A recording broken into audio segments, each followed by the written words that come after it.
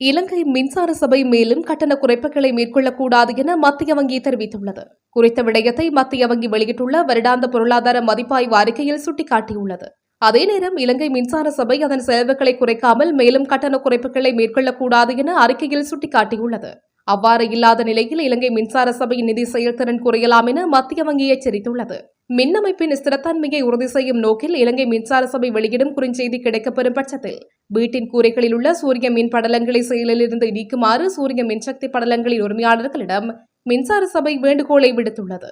அவ்வாறு குறுஞ்செய்தி கிடைக்கப்பெறும் சந்தர்ப்பத்தில் பிற்பகல் 3 மணி வரையில் சூரிய மின் படலங்களை செயலில் இருந்து நீக்குமாறு மின்சார சபை வேண்டுகோள் விடுத்துள்ளது. அத்துடன் கடந்த 13ஆம் திகதி முதல் எதிர்வரும் 21ஆம் திகதி வரை கூரைகளில் பொருத்தப்பட்டிருக்கும் சூரிய சக்தி படலங்களை பகல் நேரங்களில் மாலை 3 மணி வரை அணைக்குமாறு கோரிக்கை விடுக்கப்பட்டிருந்தமை குறிப்பிடத்தக்க விடயமாகும்.